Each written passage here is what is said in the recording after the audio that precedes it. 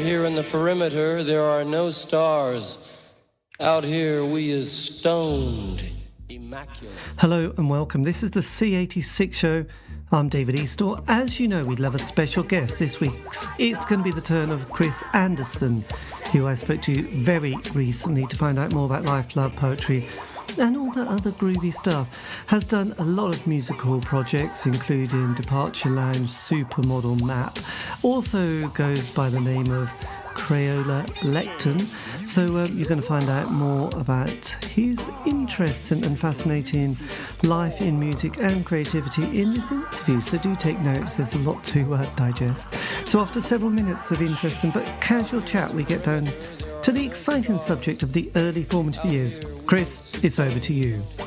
The first thing that made me kind of like really sort of stop was the sound of big band music, the close harmonies of the saxophones. It was like velvet. And I loved the kind of the notes that they were playing and the way they kind of like, they were really close harmonies, and they just did something that was sort of like, I thought, cool. That's nice. And how did you get to hear those when you were young? Well, I think there was things like the Glenn Miller Story film that was on television.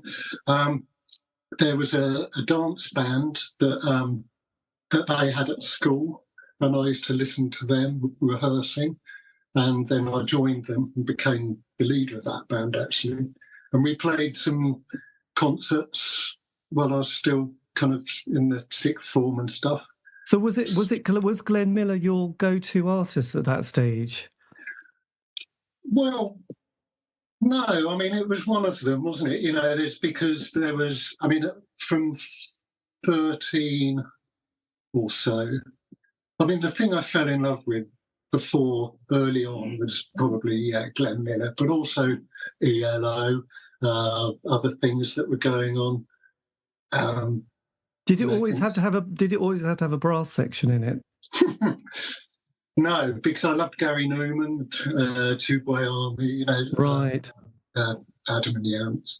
Well, I was always kind of curious of that period of music, because there was the Andrews Sisters and obviously Glenn Miller, and it was just because I grew up in a village in East Anglia which had a Second World War airfield, so that was our go-to place, and then sort of found this kind of whole map of all these other airfields and found out that Glenn Miller had played in Hellsworth, a little town in Suffolk. Actually, there was a place. I'm from Bedford originally, and outside Bedford is RAF Cardington, right?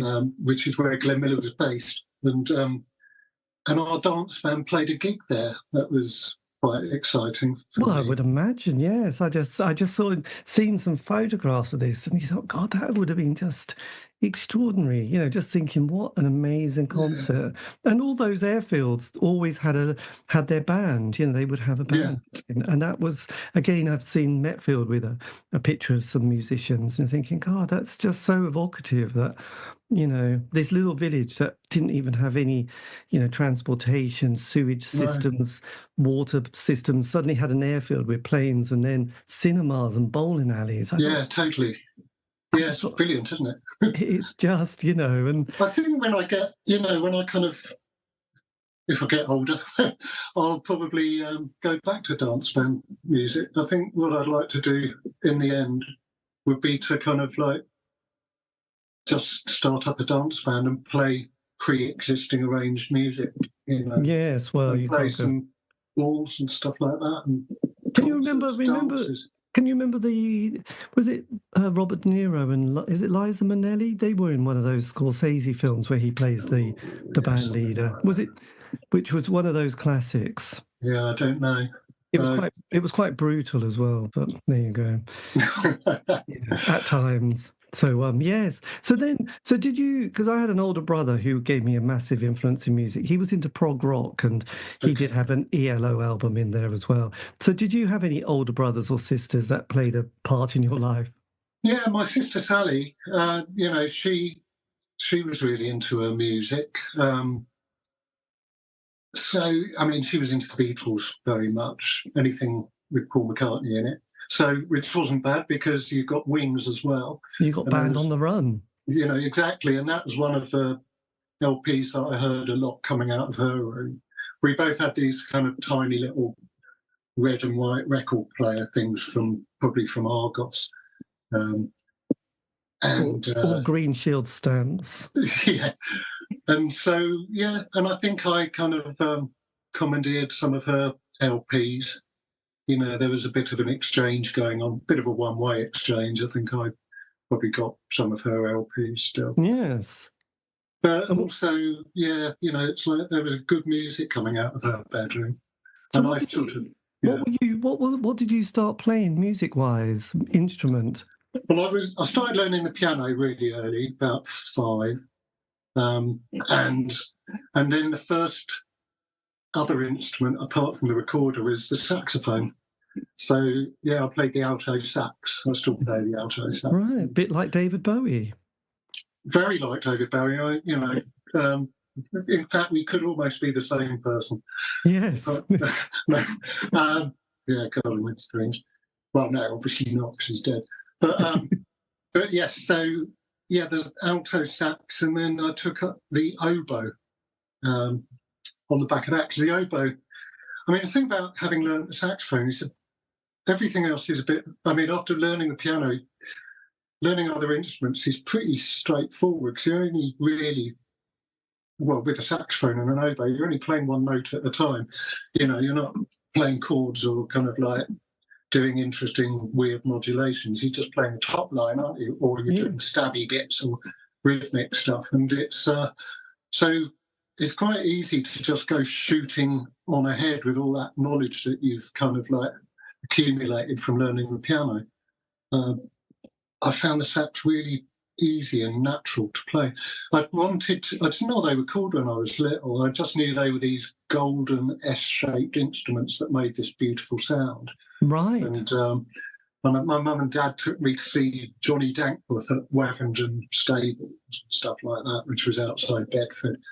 And that's when I first saw a saxophone being properly played, and it was like, oh yeah, this is it. Cleo Lane was on the door doing the tickets. Well, good old Leo, probably with one of those little dinosaur stamps on your back of your hand. Yeah. Oh, but God, yeah, no, I was totally obsessed with saxophones.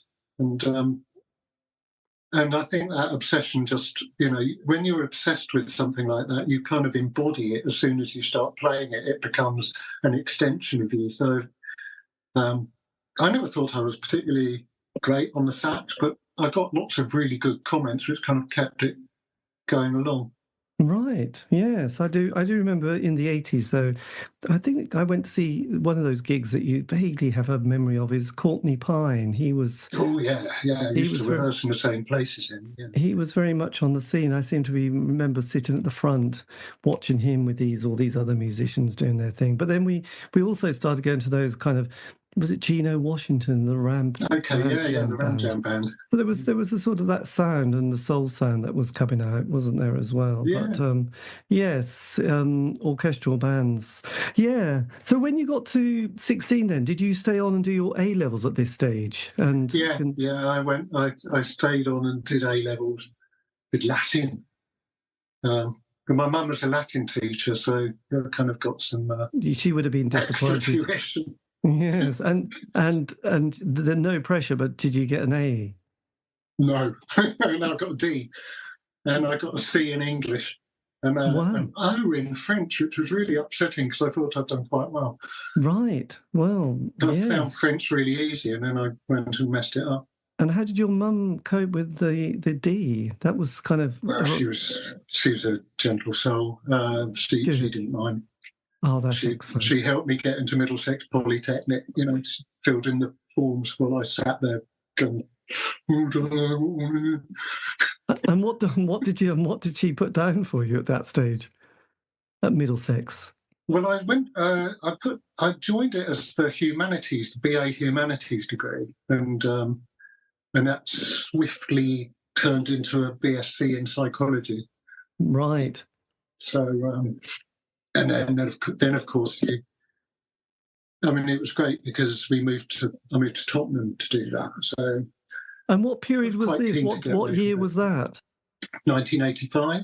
85. So this is a classic period of indie pop music at this point. Had you started to become interested, obsessed about music at Well, this I'd point? already been really into loads of it. Wasn't all Glenn Miller up until then. No, and the been, Andrews Sisters and I mean, really, Cab Calloway. the first thing that really hit me after Glenn Miller was Scar, Two-Tone, Right. and the specials in particular, and Madness. But What about the beat? yeah, I love the beat. I had their first album, Just can't stop it. The sax player, and again, a lot of stuff with saxophones in it.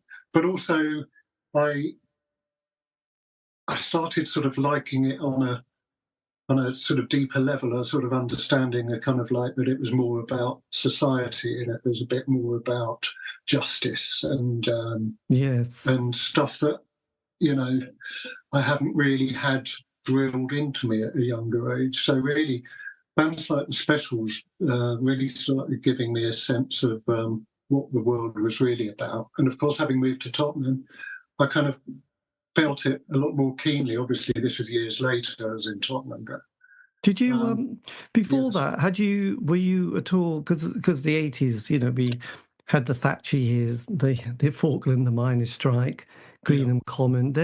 But we also musically we had the New Romantic period. But there was that kind of jazz fusion soul vibe, wasn't there? There was Sade, Working Week, and those sort of bands that were coming out of various other places. I remember liking the Working Week stuff. Someone else had it, and I thought that was all right. I wasn't really into any of that stuff, though. It was funny. It was like I was very, very selective all the way through the 80s. And then when everybody else kind of like, by 1986, I wasn't really listening to any of that. I was listening to Hawkwind and Gong.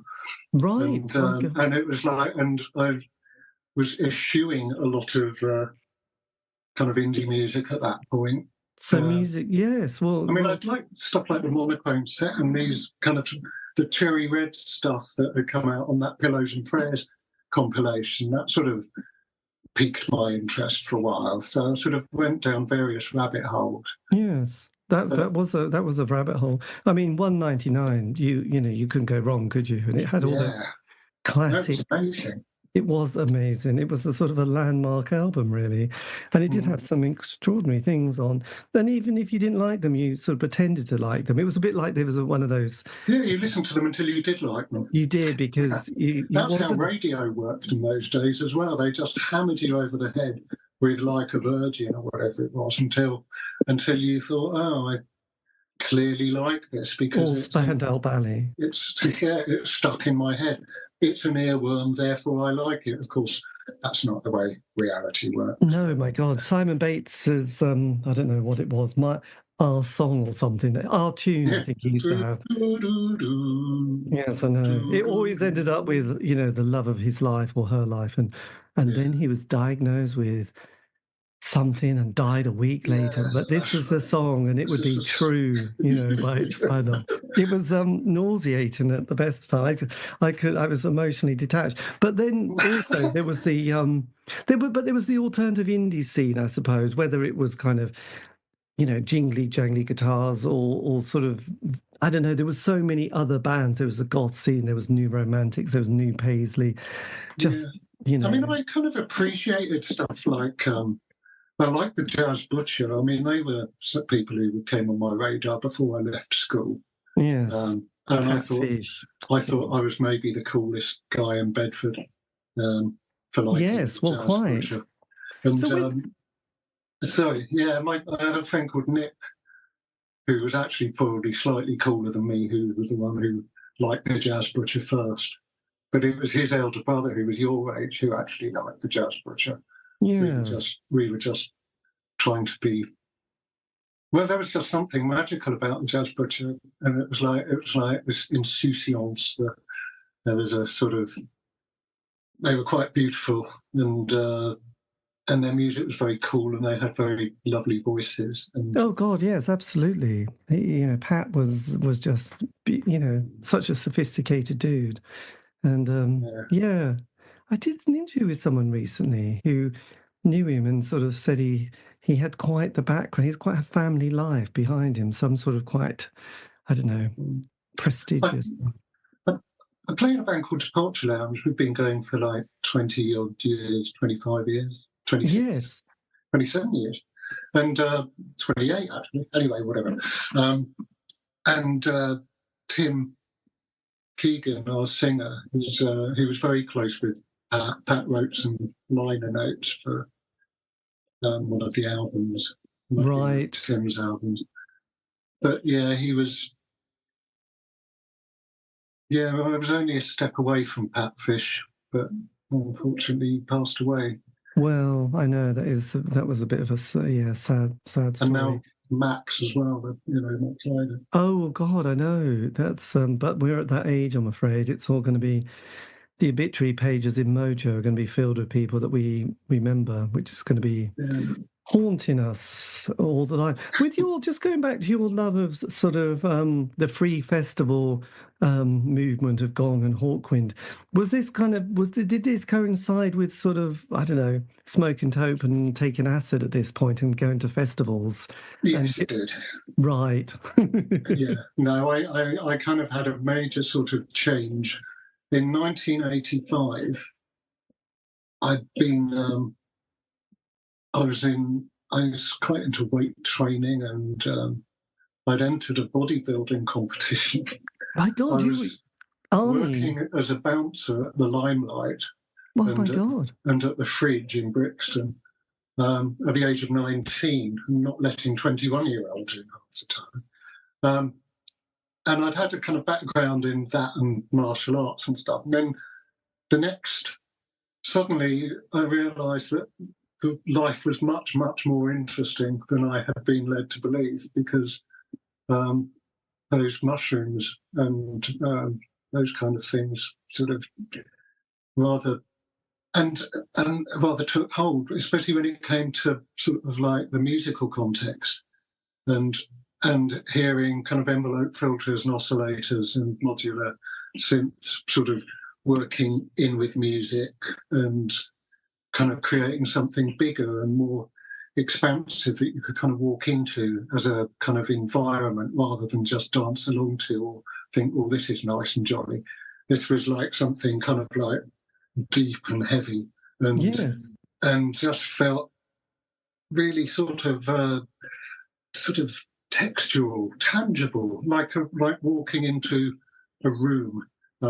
This music was a place, and I think sort of smoking quite a lot of dope, as I think most of us did at Middlesex Polytechnic in 1986, 1987.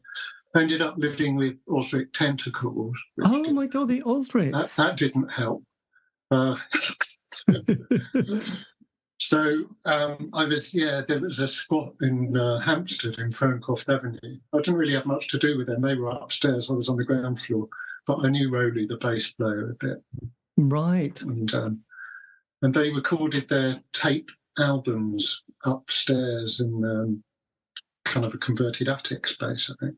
Oh, God. Yes. But I was really into them as well, because I didn't really know what a delay pedal was.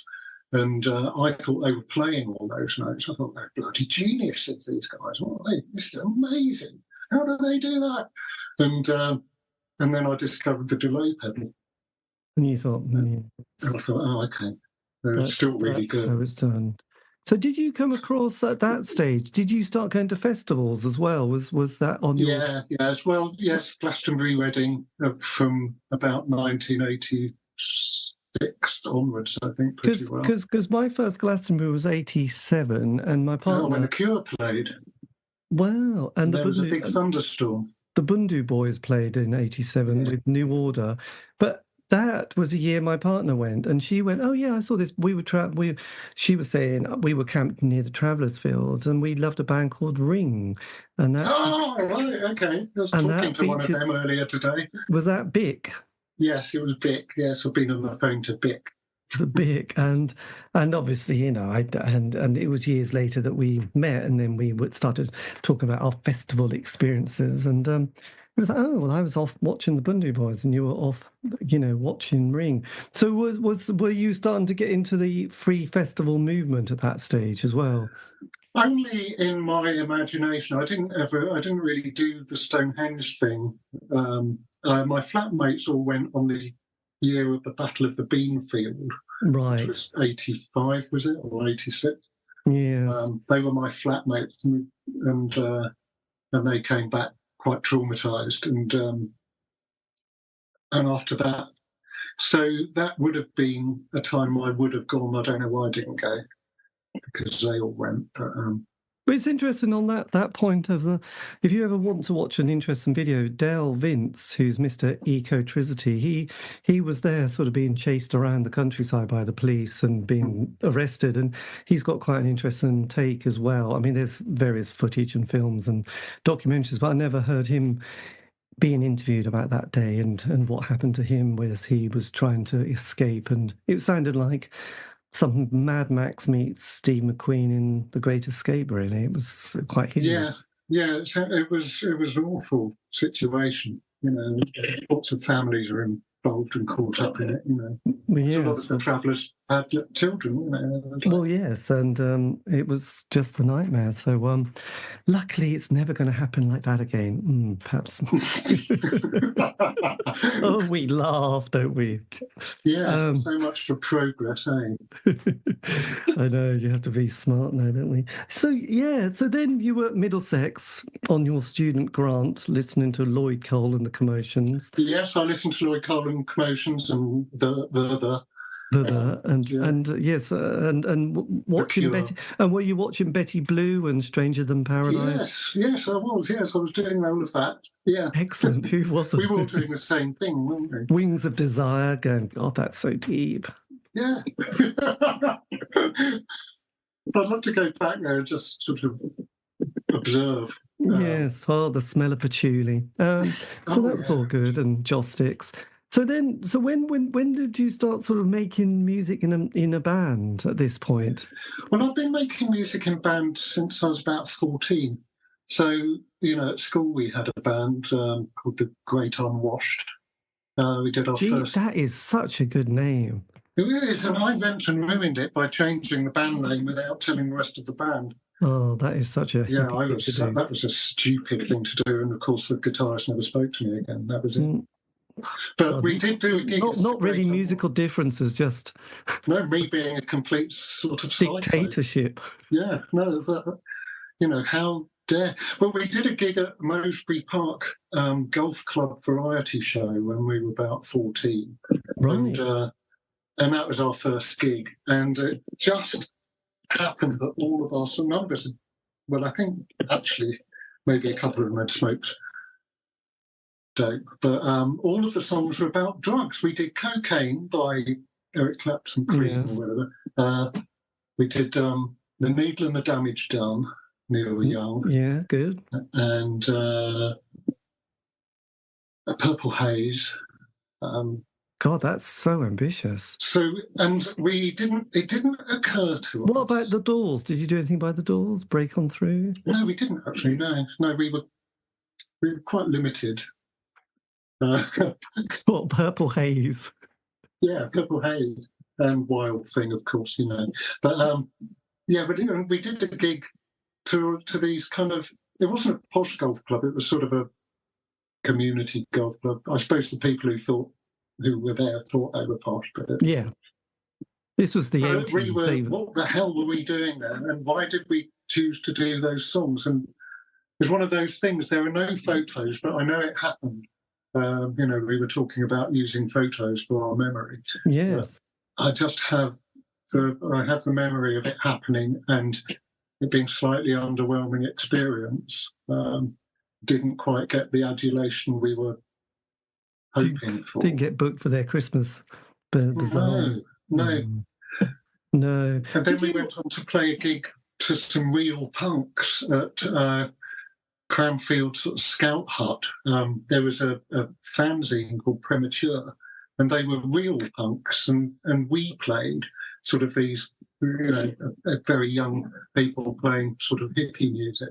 And the punks were really kind to us, actually. They sort of they didn't spit at us. Well, that's good, because I mean, Lemmy, though he was kind of pretty in the world of rock and roll and pretty heavy, the punk, he was also quite a punk at heart, even though he had the long hair and the denim jacket. Yeah, totally. I mean, he was more into his kind of biker speed thing, wasn't he, rather than, well, he liked psychedelia, but yeah, I mean... And there were other bands who were on that sort of fringe. I don't know if they were around or had just a bit later. There were people like the Tofu Love Frogs. Yeah, no, I knew one of them. Oh, God, what was his name? Chris, the Tofu Love Frogs. Yeah, they were and there was Stoke Newington. And the Seven Kevins as well, which was another one of the Seven Kevins. The Electric Ballroom supporting Gone Maison or something like that. So there was a whole scene, and I did an interview with a couple of members of the Tested department, and they were sort of talking about their famous squat where they would be doing all their music. The squat scene was very important to the musical fabric of the 80s, really, wasn't it? Well, I think without Dole and without squats, there would have been hardly any kind of bands worth listening to, really. I mean, I think nowadays, a lot of people who have that kind of compulsion to create, they have to go and do it at some kind of music university or like BIM or something like that, because they don't have the dole, they don't have the kind of free housing. No. And society's set up where if you do, then you're probably a terrorist. Well, it was, you probably, yes, you are going to be. Yeah. Well, I think there was you would have got a grant for your 3 years of higher education, but there was also, unemployment and job seekers allowance and enterprise allowance schemes that people were on. And then you had, housing benefit and your council tax paid. And then voila, And you had to prove that you were looking for work. And I used to go in when I lived in London for a long time, and then I moved to Brighton. And when I was in Brighton, the woman in the Dole office, I could tell her that I was sort of like, I played a gig, that's looking for work. And she was very good, her son, she said, my son's in a band, you may have heard of them, they're Suede.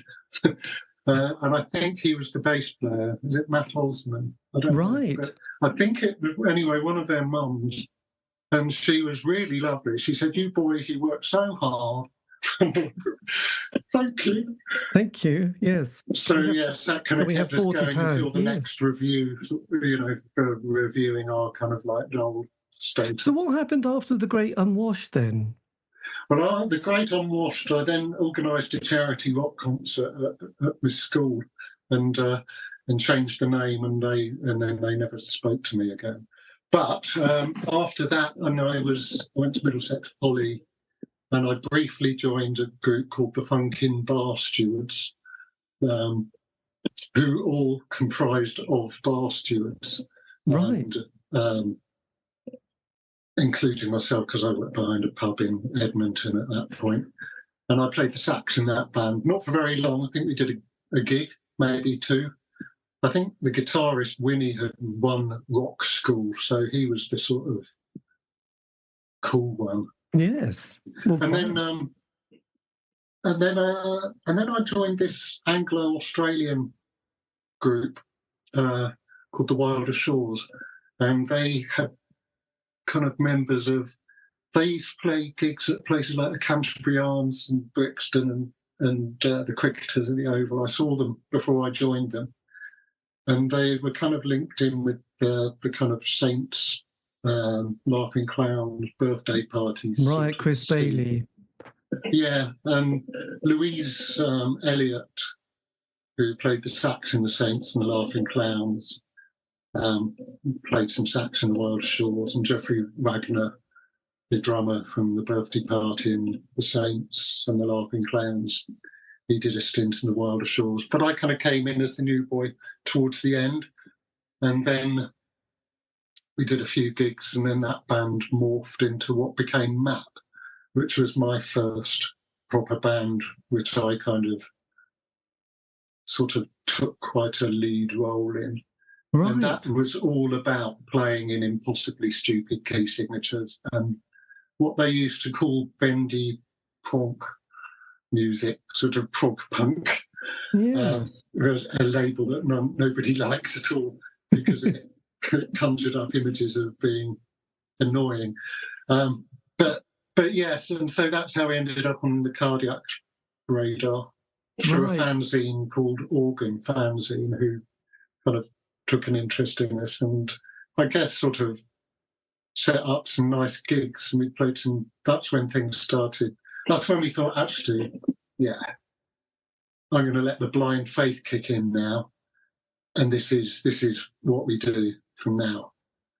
Blimey, that was your mind. So just before that, because you mentioned the Australian bands, because there was quite a lot of bands who came over squatting in that 80s. That's like right, yeah. The Go-Betweens and the Triffids and various, and I think from New Zealand, the Chills came over to squat, and so did you ever go to the ambulance station in London, in North London? Because there was a particular venue called the Ambulance Station where I know of it. People like Jesus and the Mary Chain played one of their first gigs there. If I did, I can't remember. But then after that, you had that kind of world of My Bloody Valentine and the Faith Healers and Silverfish and Carter. I used to see Silverfish an awful lot. Yeah, I was really into Silverfish. Yeah, because you had Leslie, but you also had Stuart on drums and Fuzz on guitar, didn't you? Well, Fuzz was so watchable as well. He was so amazing, and he's from a family of an extremely gifted family, the Dupreys. Fuzzy's brother Angus played some drums in Matt. In fact, there was I think 4 or 5 brothers. There's Rodney, who played the keyboards, and he played in Ad Nauseam, right? Who also comprised John Paul and Bob Leaf, who became Cardiacs. Yes. So Rodney was a keyboard player. Fuzz was a guitarist. Angus was a drummer. There was Anselm, who played in Scissorman. Bass player.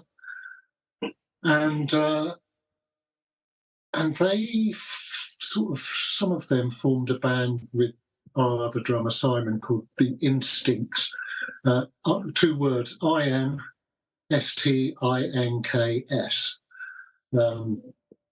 I mean, they were such a gifted bunch of people. That it sounds like they've got such character. You can imagine if they all formed a band themselves. Well, it's a bit like the Osmonds, then, the London version of the Osmonds or the Jacksons. No, they were, and I was really quite I used to watch Fuzz's guitar playing a lot in Silverfish, and I just thought this guy's the coolest guy.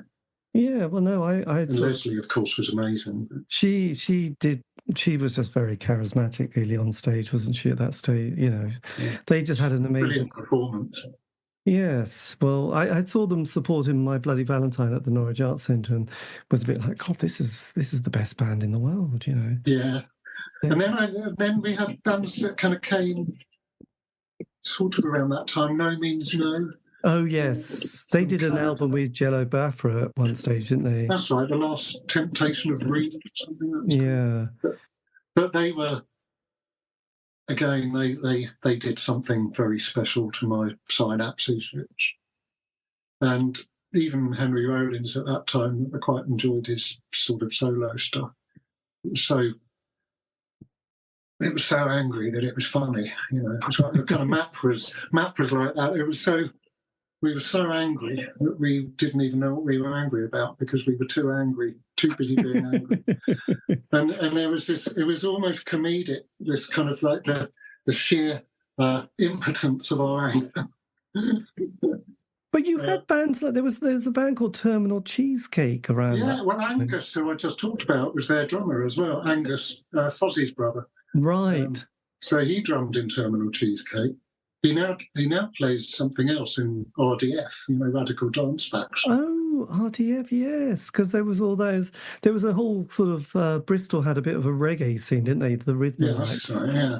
They were just brilliant, and they were on Ouija Records, which was Silverfish's label as well. Yeah. All in Southern Studios, wasn't it? That was the go-to place. And there was a lot of because did you get this book by he says, God, I should have rehearsed this, shouldn't I? But yeah, Joe Dilworth's book on. No, I know about that book. I've never got it. Yeah, no. I mean, it's very evocative of a lot of those gigs and flats and transit vans and people hanging out. Transit vans, the white transit vans, which yes, didn't look like it properly passed an MOT, but hey ho. So then, so this is the map. Was the 90s period for you, wasn't it? The John Major years. Yeah, I guess. Yeah, it must have been. Yeah, so we're looking at kind of 93, 94, 95. There was a few years kind of between Wilder Shores and Map where we just jammed, and sometimes we'd have like kind of two drummers. It'd be Angus and Simon Walker from the Wilder Shores. They'd be set up with two drum kits. I'd be on bass, Emma would be playing guitar, and it would just be 4 solid hours of thrashing our arses off, which is why I now wear hearing aids. Well, yes, unfortunately, yes. But it was a really weird sort of rehearsal place in Gospel Oak. So you did one single, Doesn't Always Get. Yeah, kind of a 10-inch EP. And we did a tape before that, and then after that we did an album, but just Emma and me. But it never got released because we gave the money to the record label because they were going to do it, and it was just the label that had run the fanzine, Organ Fanzine. But I think they spent it, so that never came out. But they did put out the 10-inch. Yes, and did that go down quite well? Well, they called it like the Slits eating Susie and the Banshees for breakfast whilst high on crack. That's what the NME called it. I don't know if they liked it or not. God, they love doing that. I mean, makes no sense, that, does it, at all? No. I mean, I like the references. But what does it mean? Yeah, well, you had to read it every week to understand the nuance, didn't you?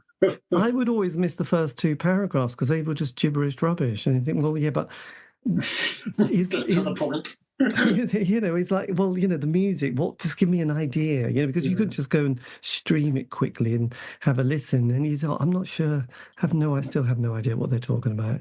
I don't know. And yet they were the ones that we needed, weren't they? They were what we got every couple of weeks. It's like.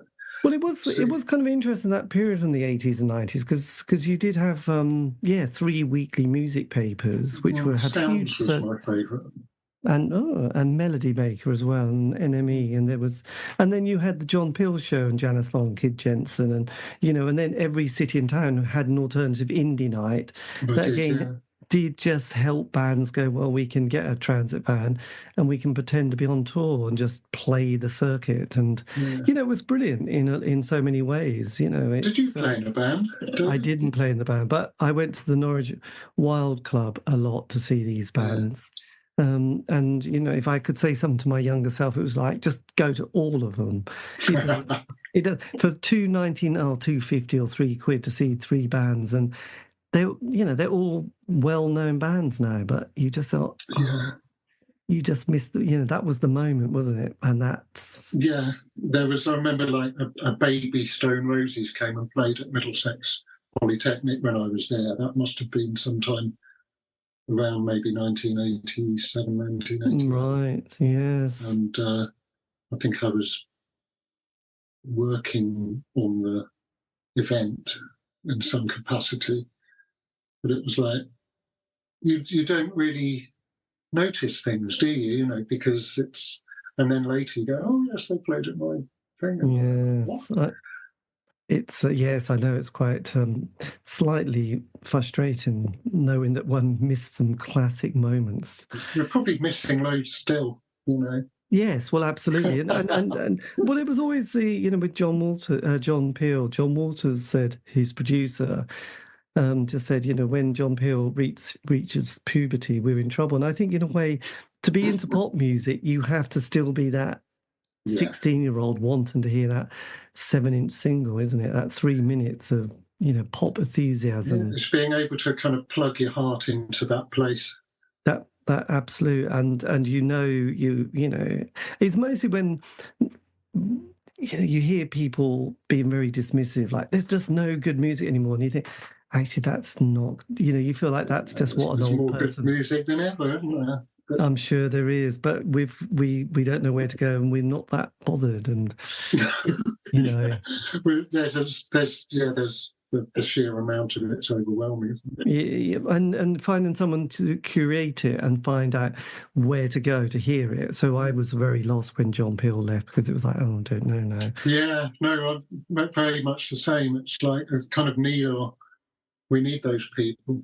Yeah, and trust. Some of those magazines that came up later, like Everett True started Careless Talk Costs Lives, that magazine. Which was towards the end. Was that the end of the 90s? Probably beginning of the noughties, actually. Careless Talk Costs Lives. That was good. That was a little sort of. Print media was dying. Yes. And there were a few kind of brave souls that sort of soldiered on with some kind of nicely curated things. I mean, and it was good. It gave platforms to bands. The band I was still in with my wife Sadie, La Momo, they kind of gave us quite a lot of space and stuff. So it was, you look for the places where you can find some kind of sense of curation. Yes, it would be good. So what happened after MAP? Yeah, this was Well, after MAP, I got together with some people they were all based in Surrey, but I was put in contact with one of them, and we formed the band Supermodel. Right. And Supermodel, we licensed our stuff to Fire Records, and Dave Barker, who did the Jazz Butcher and all of sort of. So he was from Glass Records, wasn't he? That's right. Yeah. So he'd come over from Glass and Creation. I think he'd been involved in the sort of setting up of Creation to some degree, but he was kind of our man at Fire Records, and our press officer Billy Reed, who's very much on the scene everywhere now still. Not a great collaborator. So Supermodel, we did quite a lot of stuff actually. Went to America a few times. Right, and this was your 4-piece band here. Yeah, so I was the bass player doing backing vocals, and Triani was the sort of lead singer. He's now got a record label called Soliti, which are based in Finland. And there was him and Wolsey, who was the guitarist, who produced Hardfire's album, weirdly. And Lindsay was the drummer, who also kind of stayed on with me into Departure Lounge, which came out of Supermodel.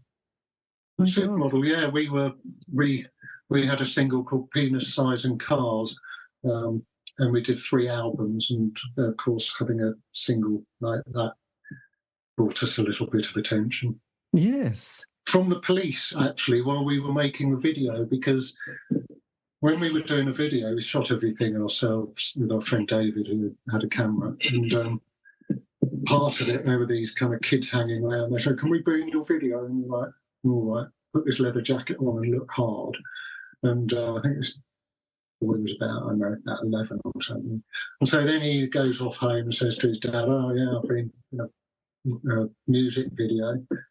And Dad goes, "Oh yeah, who's that then?" "Oh, I don't know, it's something about penis size." So Dad calls the police, and it all got a bit out of hand. So they had to go through all the footage to make sure we weren't nonces. Oh. But it was a story for the press, wasn't it? And kind of like. Yes, it was a bit strange, wasn't it? Not quite the right sort of thing. Supermodel was very like that. It was it was a classic case of massively putting our foot in it at all the crucial moments when things could have gone so well. And what was tour in America like for you? Well, it was a huge adventure, wasn't it? You know, it was. We kind of we did. Joey Ramone had a club in New York, Coney Island High. We played there, and we played in South by Southwest two or three times, I think. Blimey. No, it was amazing because you were hanging out with members of Blondie and things like that, and because they're kind of like Anglophiles and they like their English music. And yes. so you're kind of like, we're very much. And we did the Flaming Lips car park experiment and things like that. So it was like a huge adventure. All these kind of people who you think you're never going to meet because they're American, you sort of start realizing that they're also still alive and still doing stuff, and you're not a million miles away. And when we're in Departure Lounge, that kind of got turbocharged because by that stage we're hanging out with Lee Hazelwood and Elvis's guitar player and stuff like that, and it's just getting a bit out of hand. Bob Dylan's pedal steel player joining us. Well, that's very nice. Did you, because you did 3 albums, are you on fire? Did you get licensed to any record label in America at this stage? Supermodel, yeah. We had this sort of weird thing with a company called Facility, and they got what was called a production and development deal, and they had basically a whole load of money to pay for us to do some more recording. So we went to Nashville, and I think we spent about 4 weeks recording in Nashville. And of course, there was a producer, and we'd done all of these songs. We'd sort of made them ourselves on the way we wanted them to sound. But then the Americans wanted us to come and record them again in their studio. Right. So they spent a lot of money trying to emulate what we'd already done, and paying for expensive session musicians and orchestral arrangers and people who had done this and people who had done that from name band there and name band there. Was this was this for your first album? No, this one, it never got released, this one, in the end, because although Columbia USA put up the money, we then came back and did kind of a showcase at the Falcon in Camden, and Columbia UK, Mr. David Eastaugh, came along and walked out during the first song, said we were too old. They weren't signing anyone over 21. God, how rude. Yeah, very rude, yeah. Mr. Eastaugh. Oh, that's such a shame. So that was that. But it was an interesting adventure, and you know. So you did two. You had 2 albums released. One on God Bless Records. Yeah, Apocalypse Now, which was, I think, absolute work of art. Clumber Ma was kind of like messy teenage fan club having a car crash with Messy Dinosaur Jr., which is kind of where our heads were at the time. Yes. But Apocalypse Now, we went off into Ennio Morricone on acid sort of territory. But it was all really fucked up. You know, it was kind of like very much, you know, you create something beautiful and then you break it.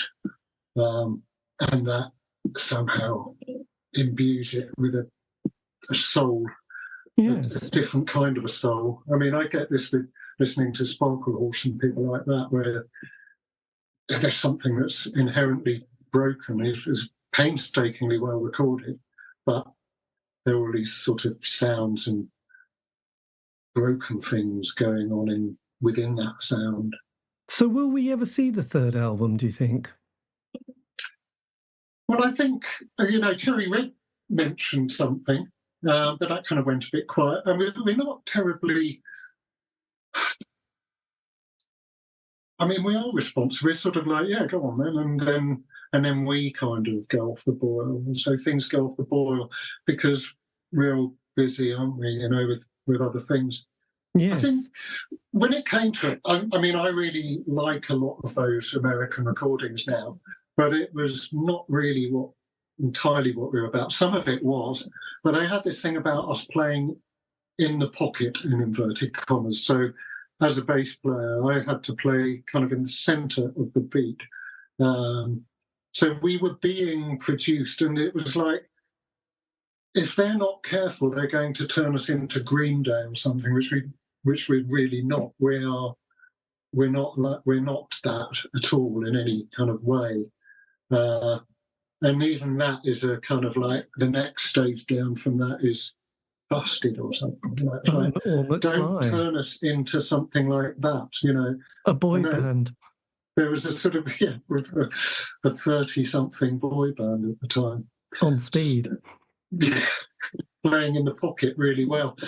But it's interesting because we had done before, which was perfectly fine. Yeah, because I did an interview with a guy from It's Immaterial, and they went to America to record the album, and they realised, I think they just absolutely hated it. So they would do the recording in the afternoon during the day, and then the producer would go off, and they went and kept recording in the evening, not telling them that actually they're going to release the stuff that they did on their own in the evening out of session, because they just hated what they were doing during the day. It was kind of an interesting story. It's a bit like, but they had to go along and pretend because they just thought things would get a bit difficult otherwise. But well, they're kind of quite aggressive. I found it quite aggressive working with Americans at that point.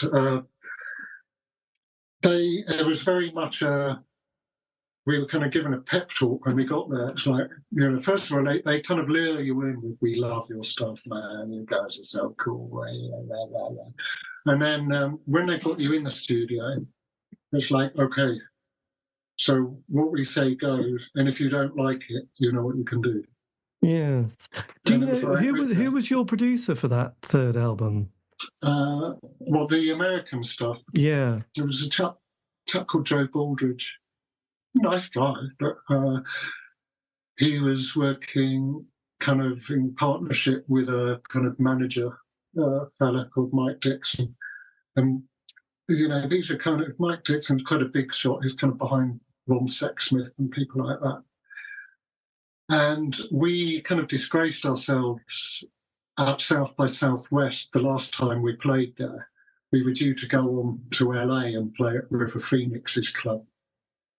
And but after we thought we played a blinder of a gig actually at this place called Maggie Made. It really good fun.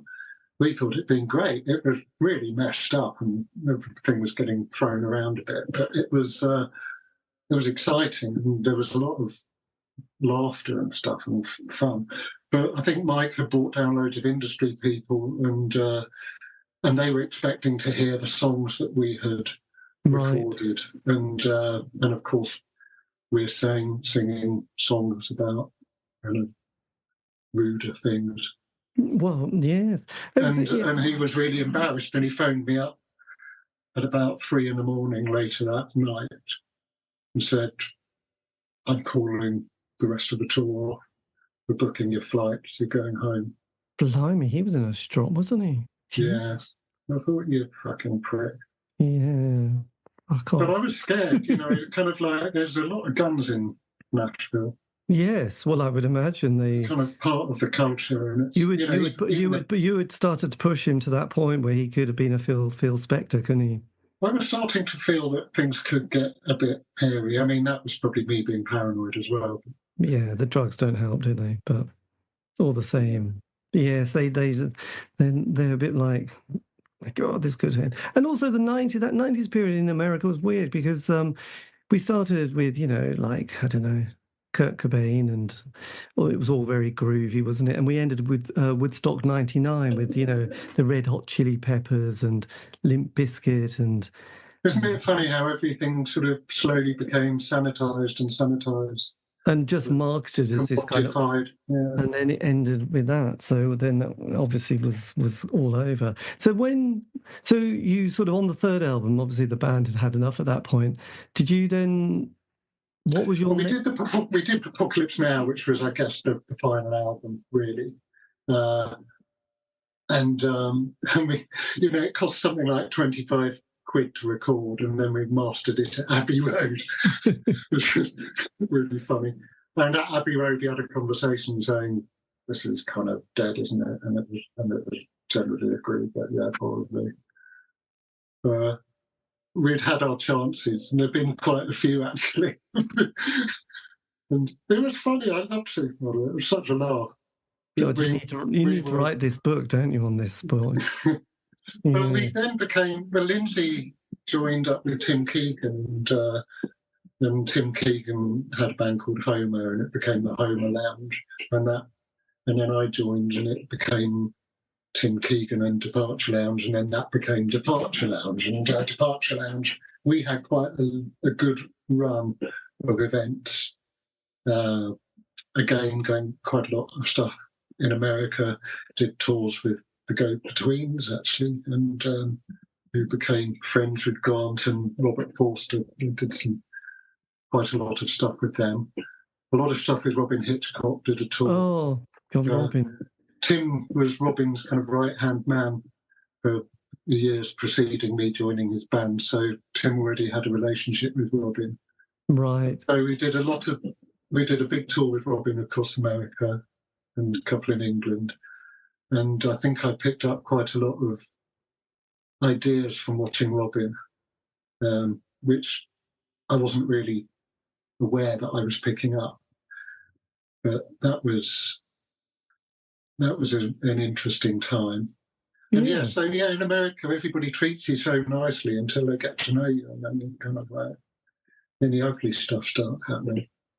It's a cruel world. You did 3 albums with Departure Lounge, didn't you? We've done more now. I mean, we did another one came out a couple of years ago, Transmeridian. It's got yes. Peter Buck plays on one of those ones.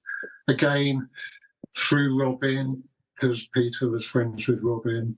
Okay, because he teamed up with Luke, didn't he? That's right, Luke Haynes. Yeah. Who did a fantastic book a couple of years ago, didn't he? That's right, yeah. That's another book I haven't read. Yes, I know. You just need him to do an audio book, and then you can listen to it while driving. Yes. So no, that was yes. Peter Buck's been in a lot of places, hasn't he? Really? Yeah, he plays on we've got another one that we're just finishing up now, and he plays on that one as well. God, you can't. He's just very generous, he doesn't ask for money. He's kind of offered, and it's just like, yes, please. Yeah. The first time I went to see if you must. Oh God, you again. So when I went to see the Jazz Butcher, going back to the Jazz Butcher, jumping back in time again, 1985. Yes. Smith Palais, and I went to see them because they were playing a gig, but they were first on the bill. And there was a band called the Faith Brothers, you may remember, who was second on the bill. They had a single which I really liked at the time, can't remember what it was called. But the main band were called REM. And so it was purely by chance I got to see REM, just because I went to see the Jazz Butcher. And as sort of synchronicity might have it, Tim Keegan was also at that gig in 1985, but of course we didn't get to meet each other for another 10 years. Yes. So, God, it's just an amazing. I think that's just lovely, isn't it? To use that word, it's just nice the way all these things interconnect. And yes, but when you went to see a story, isn't it? When you went to see a band, you saw 2 others or 3 others, and that's what I meant earlier about just all these little art centres and alternative nights. They'd often have 3 bands, and now you look back and go, "Oh my God, I can't believe that was the support band." Well, I remember finding REM absolutely mesmerising, and I went out and bought Murmur, I think, was the album that was out at the time, or maybe Fables of the Reconstruction, one of them. Life Switch Pattern. I think they were still on our IRS records at that point, weren't they? It was that, yeah. But it was I just loved that. I was really into, apart from the Hawkwind and the Gongs at that point, I was kind of into a lot of American stuff, more so than a lot of English stuff. Were you into that? Were you into that slightly new Paisley scene with people like Dream? Was it Dream Academy? Steve Wynn and God, what was his band? Yes, No, not really. There was another band called Green. There was Green on Red as well happening at that point. Yeah, there was the odd single that kind of like came my way. I never really did much delving unless I was completely grabbed by something. So I think a lot of things did sort of pass me by, because when I did get into something, I really, really did get into it, and then it would kind of blot out a lot of other stuff that I could be getting into. Yes. Well, it's easily done, isn't it, really? I think it was Husker Du that I remember. Two years of Husker Du were quite amazing. I think REM led me to Husker Du, probably, weirdly, strangely. It was an amazing time. So you did, with Departure Lounge, you did 3 albums during that period, and then obviously one recently. So one of them was on Bella Union Records at that stage, wasn't it? Too Late to Die Young. Yes. And that was then. That was our joke. It's like, well, it's too late to die young now. We were already old. We must have been, mid-30s, I suppose. I don't know. We probably hadn't even been to a doctor by then, had we? Whereas, later on in life, So that was quite funny. We loved doing that album because it was with Kid Loco producing, and we had all really fallen in love with this album called A Grand Love Story, which Kid Loco had released. And he did a DJ spot somewhere in Surrey, and Lindsay, our drummer, who had been in Supermodel, had a cassette, I think, of us having a rehearsal, and he gave it to Kid Loco. Lindsay could speak French a little bit as well, so I think that might have helped. In fact, Lindsay and Tim could both speak French. I got an O in French at A-level, remember, so I wasn't trusted to speak French. No. But, so he just went up to him, and this is how Something Amazing came to be, because then Kid Loco actually did get in touch with us, and we were like, fuck, Kid Loco, he wants to do something. This is amazing. God, and it was great. It was really nice working with him. Well, I'm not surprised. And when that came out, did you know when you were recording that album that this was going to be the last album for quite a few, decades?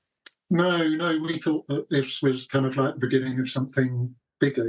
It's like it was often the case, it's sort of we're on a trajectory, and how do we kind of like keep that trajectory going? But of course, at that point, some strange decisions were made, and a move to Nashville happened while we were in Nashville. One of the bands got married to a girl in Nashville, and the other 2 members of the band moved to Nashville for a bit, and they did a kind of residency. I stayed in England because I had other reasons to stay in England. And I think I came out for a couple of gigs here and there. But it was, we lost momentum, really. Well, quite. I wonder if that was the same time when Taylor Swift also moved to Nashville. There must have been some energy vortex. Yeah. I think it's like in places like that, you are being a kind of indie English band on Bella Union is quite maybe exotic's not quite the right word, but for Nashville, we're a little bit left field. We're quite sort of, we're not doing those things with pedal steels that a lot of the bands in Nashville are doing. Yes. They're doing something a bit different, which they find really entrancing. I remember people at the Lamb Shop really liked us and stuff. Oh, of course. And there were some cool people there. There were a lot of cool people there. They made sort of really lovely music. There was a period. There was people like Gillian Welsh and Stacey Earle and Alison Krauss, and there was a whole scene, wasn't there, of amazing Americana. Uncle Tupelo? Yeah, I forgot about him. And the Drive-By Truckers as well were quite a band. So there was, it was a sort of bit of a new scene, wasn't there, happening at that point? And we did another album in Nashville as well, as part of Belly Union, an instrumental album called Jet Lag Dreams, and that came out on some jazz label in America called Instinct, and it came out on Naive in Europe and Belly Union. Simon from Belly Union was a real supporter of the band, and he really gets behind things. Now, of course, he's gone from strength to strength, and he's got Flaming Lips and John Grant and Spiritualized and Mercury. Yes.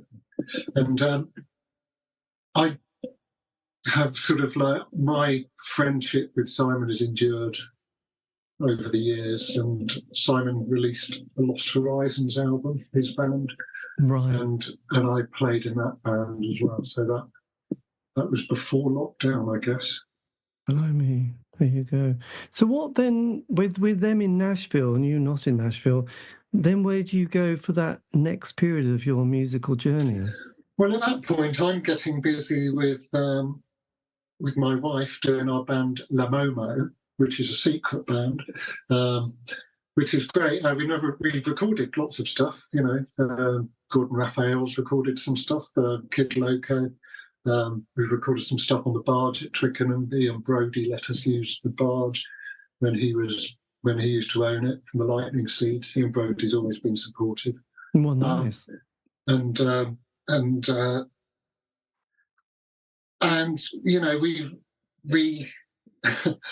We're quite cheeky. It's sort of like the Banana Splits. We call it like the Banana Splits having a crash with Stereolab and the Buzzcocks or something. I don't know. There's various ways of doing it. It's almost like a weird experiment. We're sort of seeing what can you do without releasing anything. Well, yeah. So how much have you recorded that? Got about 6 EPs worth of stuff, probably. Are you building up 20, to some 20 tracks? I think it's coming a point where a release is going to have to occur. I think we've been enjoying being a new band for the last 20 years. Yes. Actually, the last 25 years, we've been a new band because we've never released anything. And what's nice is the people come to see us because they've seen us before, but they don't get to hear our stuff in the interim. So they don't have the chance to get bored of us. No. So by the time they come back to see us, they're like really into it because they kind of remember it from before. And Sadie's extremely charismatic. It's just a duo now. It's just me and Sadie. I'm hammering away on an electric guitar like a complete banshee, and she's banging around with a big floor tom and singing and playing guitar and being Fantastic. the energy. It's just a ball of energy. The set we do to a backing tape, and the whole thing lasts 27 minutes. So even if you hate it, it will be over. Yeah, well, you could have that as your strap line. It will be. It's great. We've had a lot of support. Everett True, again, as I said, he kind of really got behind us. John Peel played us. I saw John Peel in Brighton at some music thing, and I had a sort of really tiny mini CD with 2 tracks on it, and I gave him that, and he played it kind of 2 days later on his show. So yeah, we had a little bit of whenever we did do something, people responded. And our merch, we made La Momo knickers, which of course that sold out really quickly. Yes, so people want La Momo knickers. Yeah. So La Momo is the name of the band. Yeah, La Momo. There's a circumflex accent over the first O. Yes. There is a Facebook page. I think we will release something. We had a chat we went to see Seb Rochford at who was in Panda Bear, remember them? Oh, yes. He just played a gig a couple of days ago at the Rose Hill Tavern, which is my favourite place in Brighton for gigs.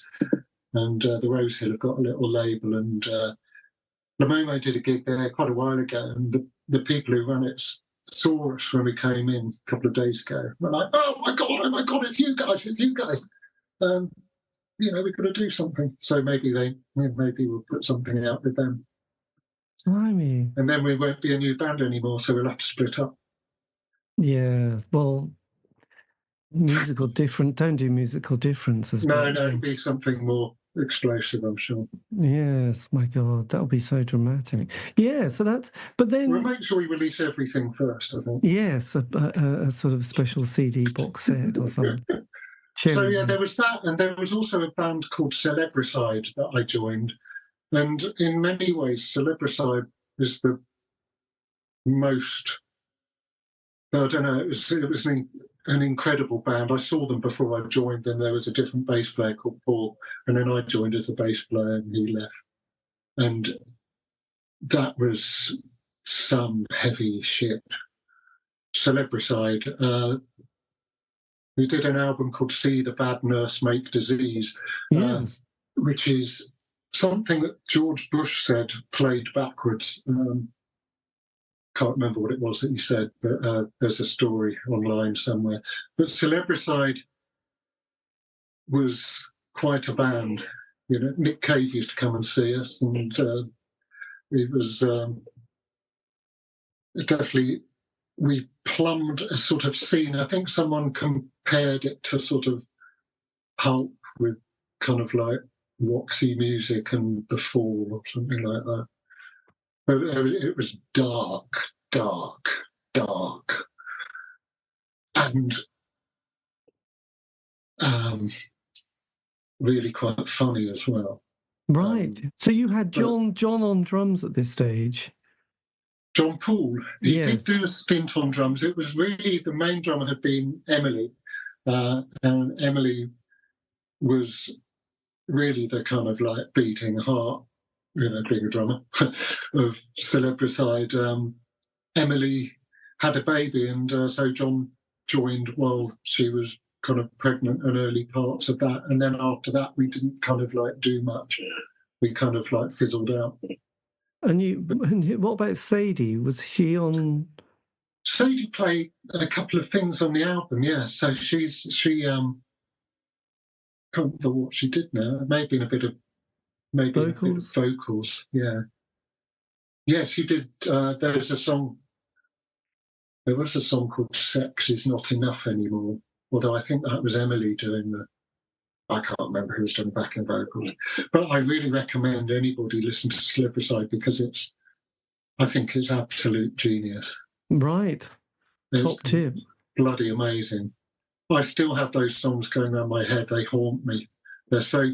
Tim Leppard, the main protagonist, his backstory is... It's so horrible, what he's lived through. And but he's a real artist. He really...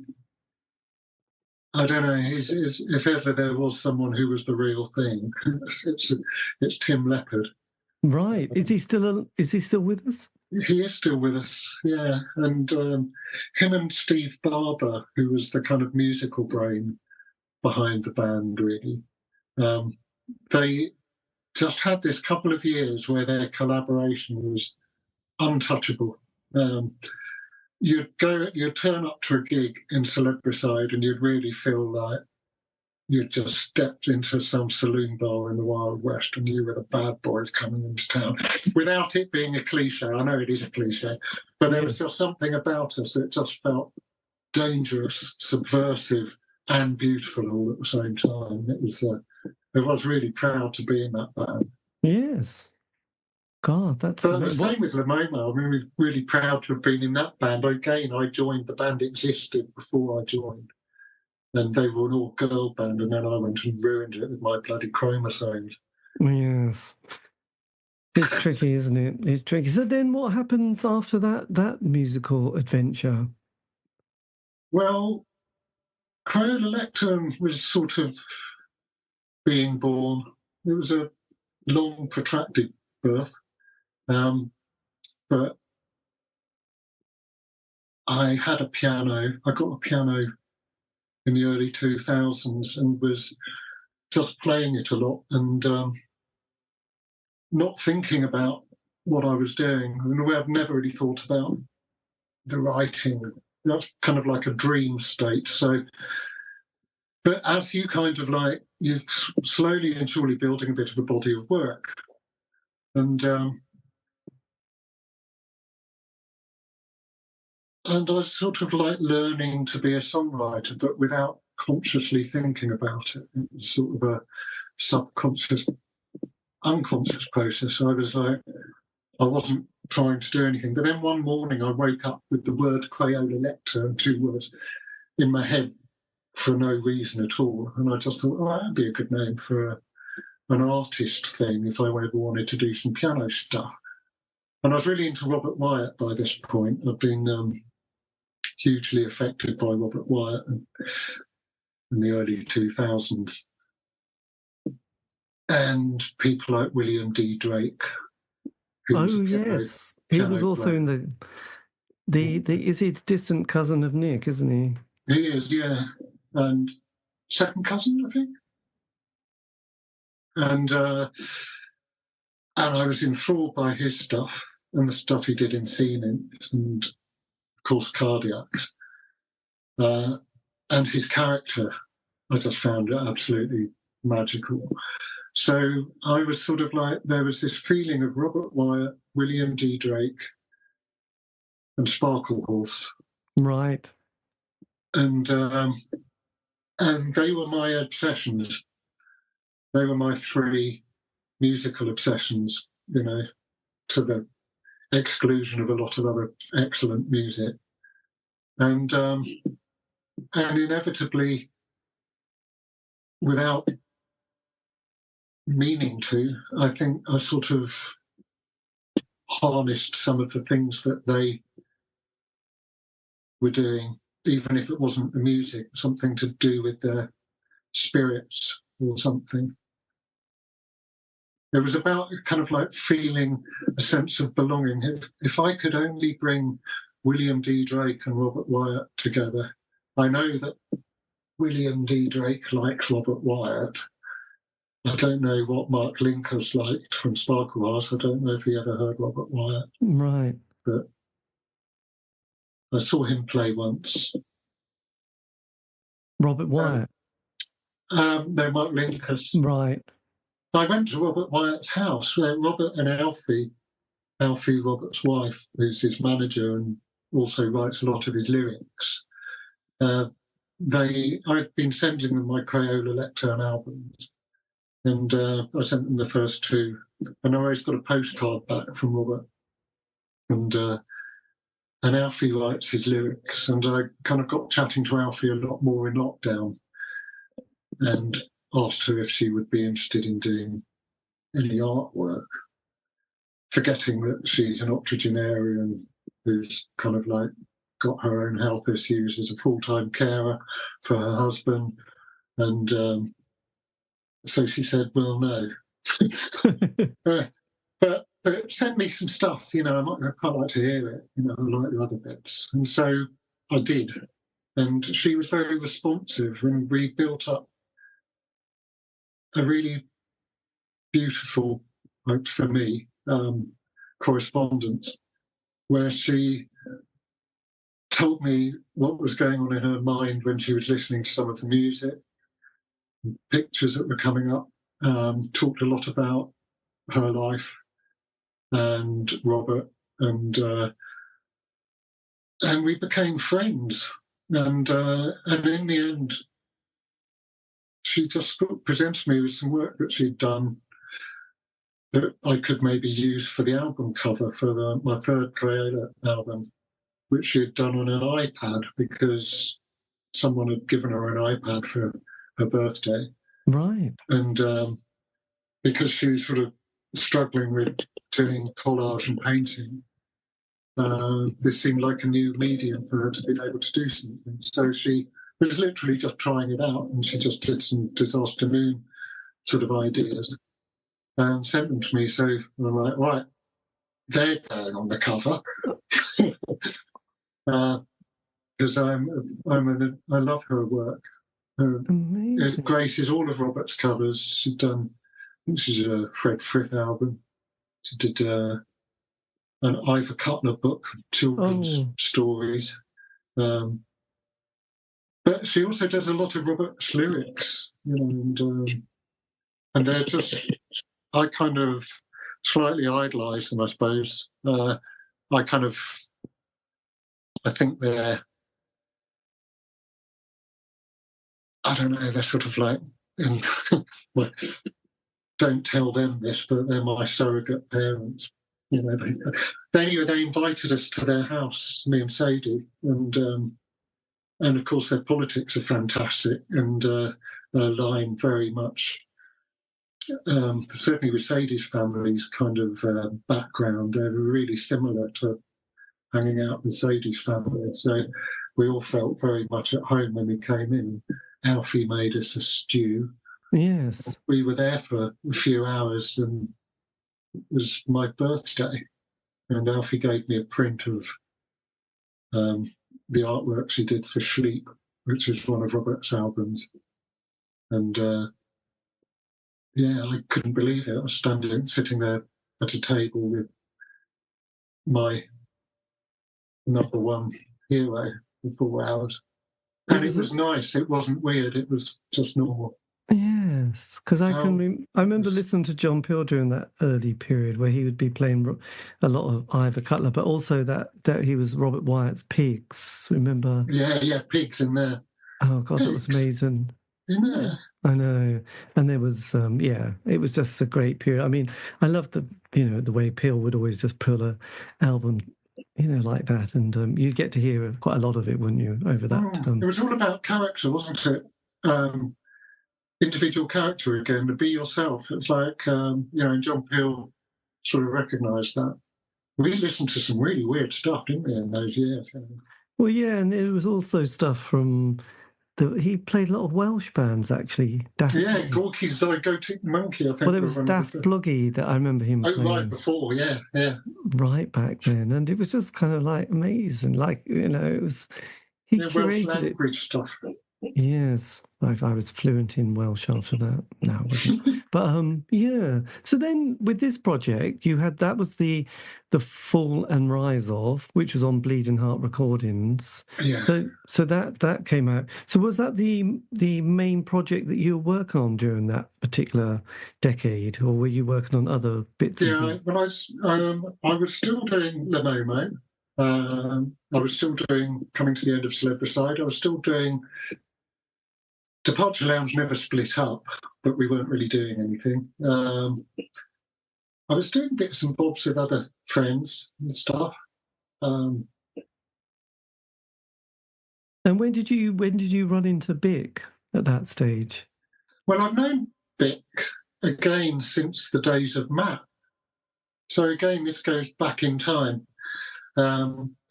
Matt supported Bick's band Panic Sphere. Right. With another incredible band called Huge Baby. And this, I think, was one of probably in my top 5 gigs that I'd been involved in playing, just because it was such an incredible night. Matt were on first, we did what we do. Then I think it was Huge Baby who were like they were Celebricide good, they were. And then it's Panic Sphere, which had Tim Smith on bass, Dave Francolini on drums, Bick on guitar, and John Poole on guitar.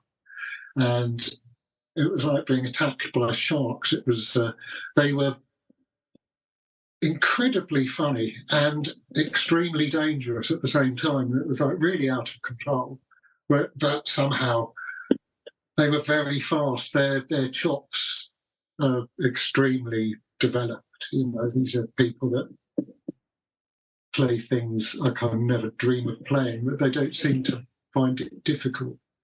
That's what always surprised me about them. They're never kind of like looking down going, hey, look at me, aren't I amazing? They're just sort of having the time of their lives and doing something amazing. Right. Together in this complete, beautifully organised, but fucked up cacophony. And that Panic Sphere gig was like, Jesus, wow. And I think round about that time I saw No Means No, and at the time I was saying these were the 2 best gigs I'd ever been to in my life. Yeah, so Panic Sphere, but I knew Vic. I think we went to a gig once. I think we went to see Moonshake. But no, Vic, didn't know him very well. He came to see Matt, and apparently he said to John that he really liked Matt because we were so anti-scene. Of course, what Vic didn't know was that we were desperately trying to fit in. We wanted to be part of a scene, but we just were a square peg and surrounded by round holes. And so we didn't quite fit in. Yes. So we were always kind of like, well, we weren't quite right. There was something not quite right about Matt, you know. As there are with a lot of interesting bands, you know. Well, quite, yes. Oh, God, it's a shame this is all really well documented with pictures and recordings, really, isn't it? Yeah, well, there are quite a few things in the map archive here and there. Yes. Photos, and there's a video of a gig somewhere. Yes. So then you took quite a bit of time before you followed it up with Happy Endings. Yeah, that took a few years. I've been working in a care home, and they don't pay very much in care homes, and I've got children, and so I'm doing night duties, taking a Casio tone in. It was a care home for people with challenging behaviour, right, and sort of complex learning difficulties and mental health, and so it was a lively place. I worked there for way too long. But yeah, I was doing night duties, and I'd take a Casio tone in and sit in the office sort of working on things like horn arrangements. I'd sort of like, and then I'd come home in the morning, and after a night duty, you're kind of out of it.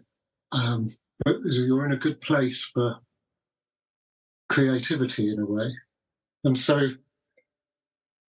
you know, I'd take children to school, come back home and do some stuff on the piano that kind of like linked in with some of the stuff I might have been doing that night in the care home on the Casio, and recording things onto my phone so I didn't forget them.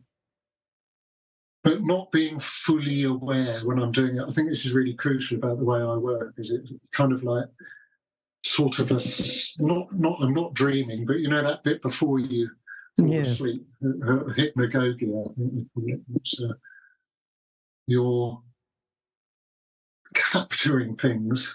If you can stay awake to capture the thought that you're having, it's kind of a bit like that.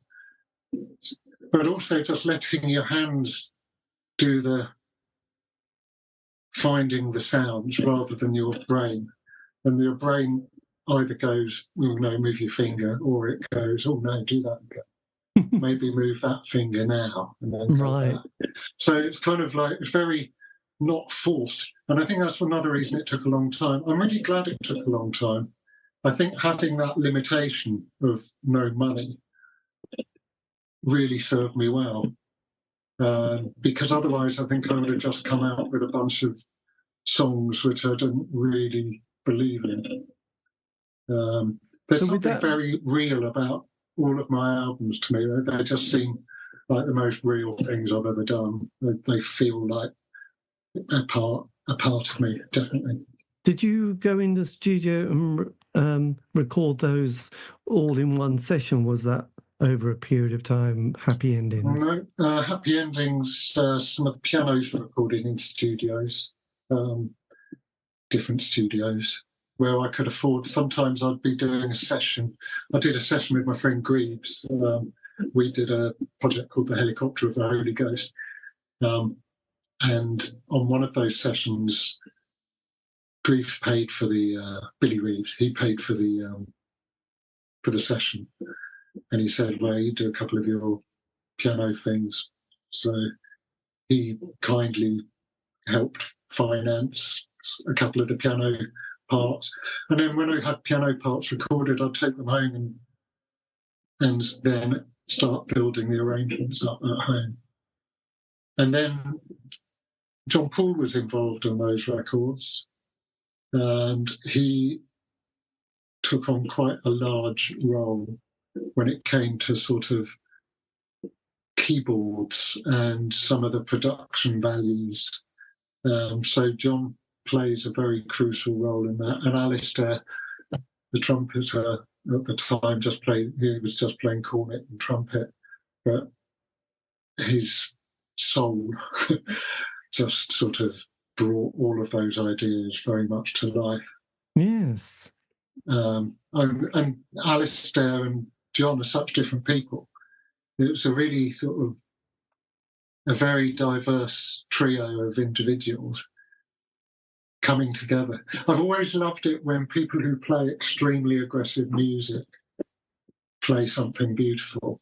I like to hear them play beautiful stuff because I know their pain because I can see it in their sort of show-off music and their fast stuff. And right. I know what their pain is. I recognise their pain.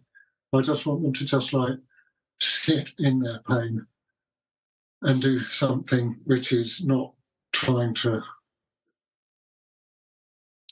escape it. Mm. And I think John does that so incredibly beautifully. So yeah, he played on the first two albums and had a lot of the kind of the depth of the bass, the sub, the wide, expansive sort of sound of the record. A lot of that's due to John. And of course, he recorded his parts on an 8-track mini disc recorder. You know, it's like there's no big tech going on here. Yeah. Amazing. God, that's and Bick as well came in. Well, Bick, you know, he's my favourite guitarist on this planet, so that's quite nice having him available. He's always been so generous and helpful and encouraging. He's generous with his words. He's generous in his kind of like, let's get something going together. You know, it's like he's a very, you know, he's an extremely enriching friend. Yes. And as is Joe, his partner, Joe Spratman, they're an incredible couple. They play a massive role in, sort of, you know, they kind of help. They've helped keep things going, really, on a really basic level. But sort of their endorsement has really helped an awful lot. So with Bick, I'd say, well, there's a bit sort of between 3 minutes 12 and 4 minutes 3. I just, you know, and I sort of give them a couple of kind of cues, like emotional word cues, or play this like it's the last guitar solo you will ever play. I think that was the last thing I said to him. And he just takes it up a stage further, and it's just like every time he does it, it's literally made me cry every time he's done something. It's like, oh my God, you've just done the thing that needed doing, only better. And it's, I don't know how he does it. Yes, God, that's amazing. Wow. So yeah, I'm really lucky, and they really care. Why do people care? It's so nice. It's quite a relief, isn't it? Yes. God, you must have been so pleased with that album. I'm over the moon. I'm over the moon with the first, second, and third albums. I'm just completely over the moon with them. They are my favourite albums of my life. And first album, you know, Bleeding Hearts, they released it as double vinyl. I mean, that was a bit brave, wasn't it? Yes. A debut album, double vinyl. Couldn't believe it. I thought, right, okay, if you insist. So that was good. Unfortunately, quite a lot of them were warped. But yeah. Never. And what was the happy endings on then? Happy Endings was on Onomatopoeia, which is the label owned by Nick Vaughan. And he's put out lots of interesting stuff. He puts out Stephen Evans, Hurtling, Magic Brother, William D. Drake was where I first came upon Right. that appear. Nick Bourne was the name of the chap who runs it, and he lets you put your thing out as you want to put it out. So if you've got ideas in terms of presentation and all of that, Nick is just behind you. It's like once he's said yes, he's with you. Right. And him and Hillary, his partner, they're just, it's like they were beamed down from somewhere to help us, and they didn't need to. Again, you don't do these things on your own. I think without a label, maybe I wouldn't have finished the record. Without my friends, I wouldn't have finished the record. Without Sadie's encouragement, I wouldn't have finished the record. You get stuck in your own cyclical kind of loops of catastrophizing and sort of losing your nerve and sort of thinking maybe it's no good, and it's other people that keep it going. God, that's magic.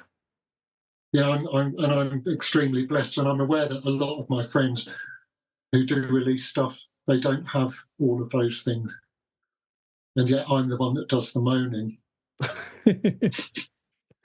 Yes, that must annoy them. Yeah, poor me. Yes, I've only had another review. I know. They loved it, darling. Another double vinyl album.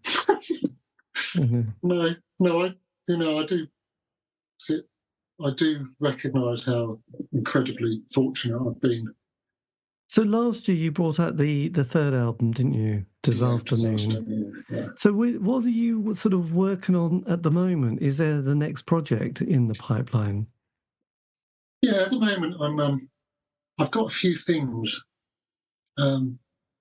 Again, quite a few things, and like Disaster Noon, it's in a hell of a mess. My recording, the way I record things, is really arse about tit. If I take my stuff, my files in to a studio, they'll just look at it and shake their heads. Right. They might suck through their teeth.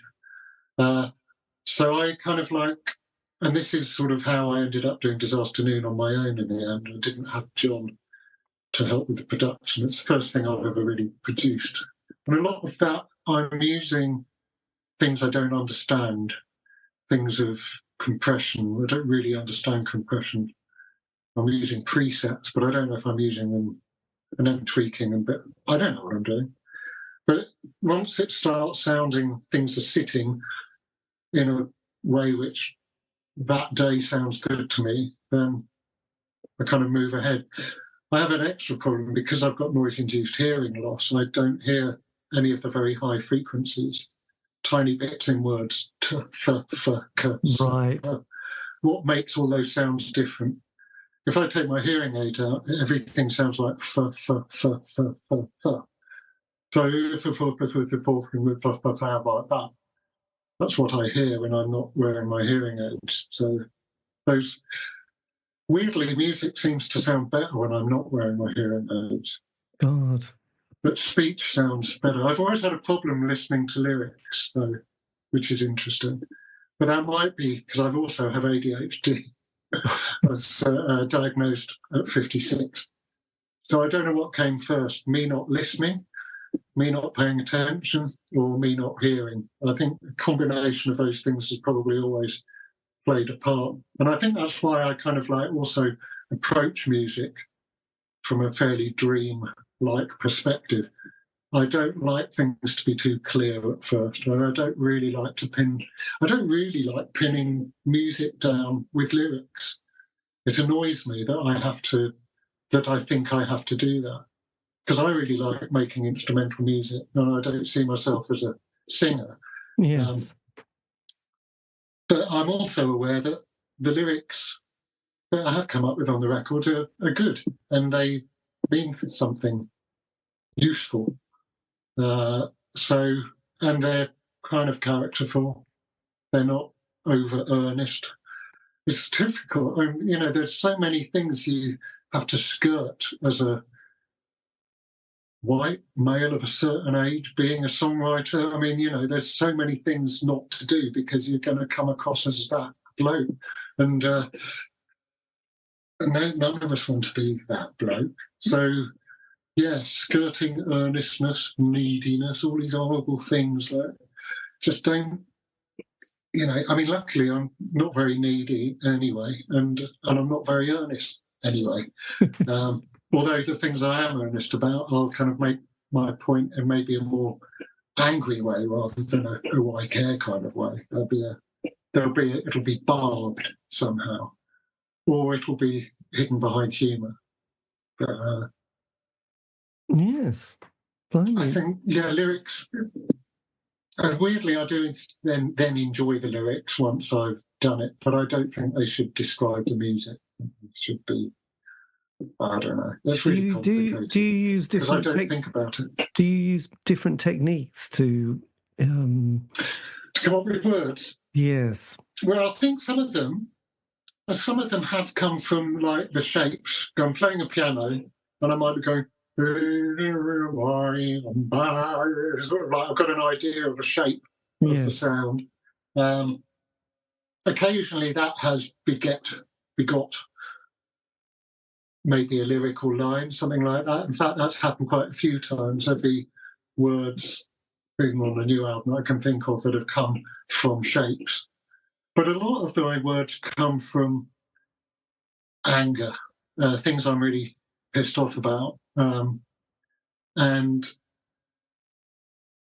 yeah, all that gentle stuff is, a lot of it's sort of finding a palatable way to express dissatisfaction.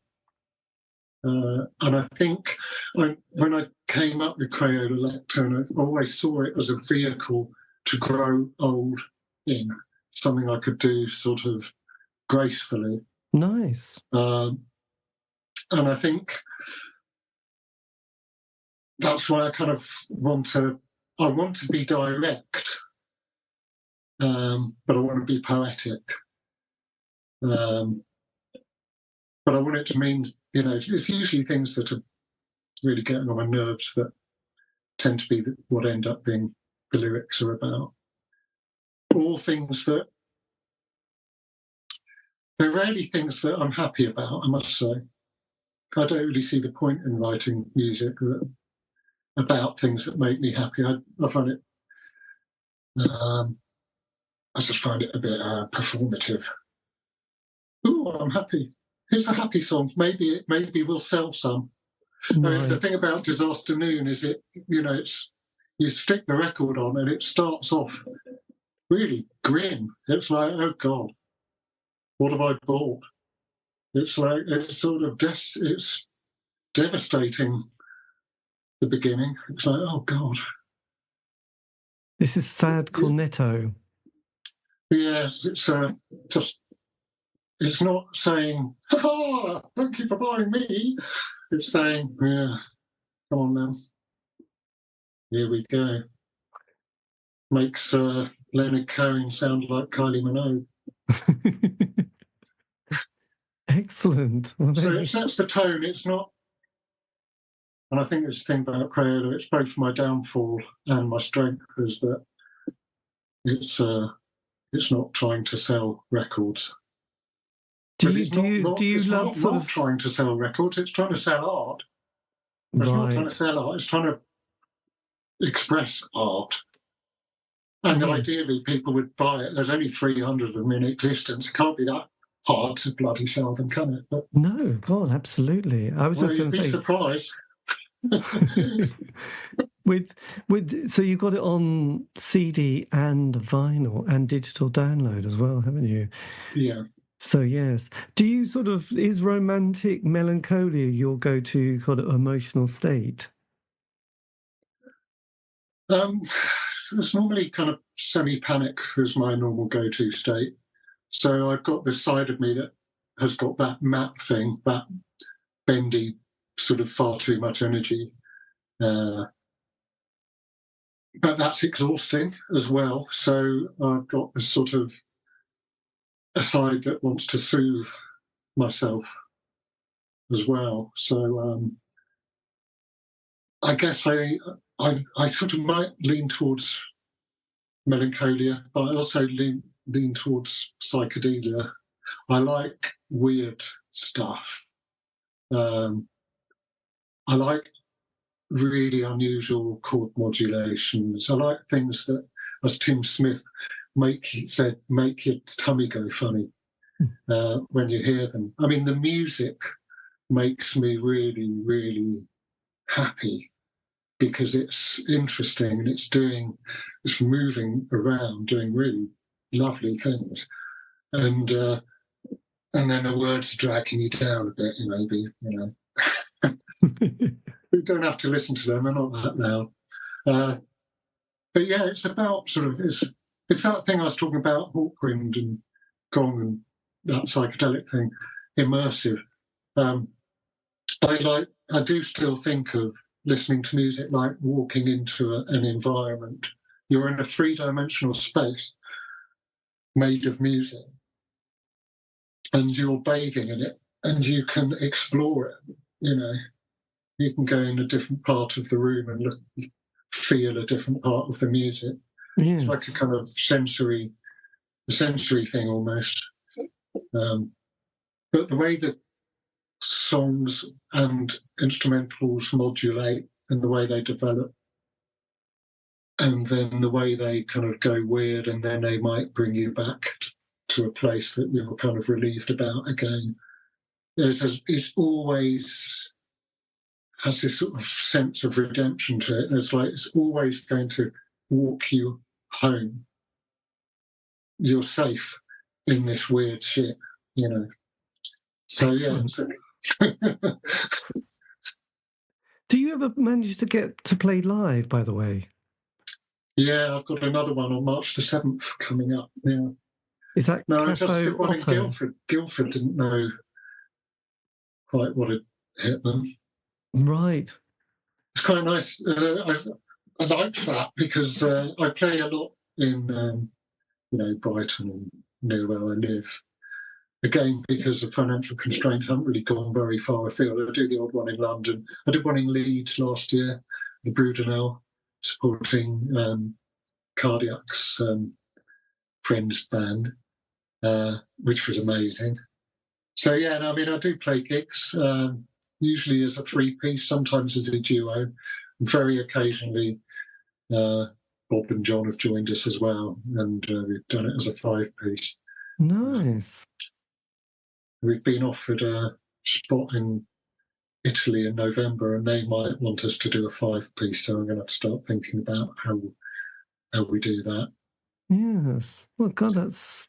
I get very nervous playing gigs because I have a tremor, for which I am between medications because I have, that's my hand.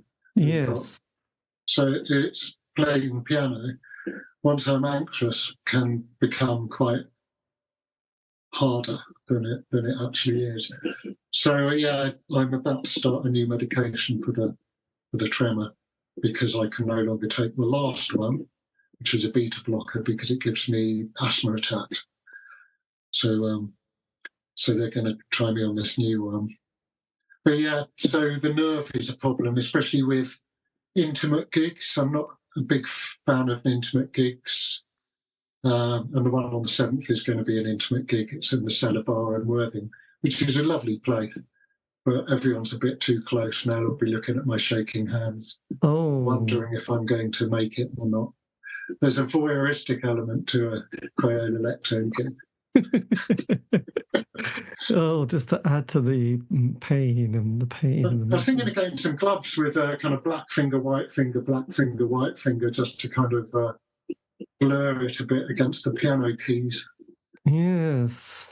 And what's it like? Because you played at Cafe Otto a few times. Is that quite a nice Only the place? once. Yeah, with Heidi Berry, and who's a dear friend, and of course, herself a massive part of our growing up lives.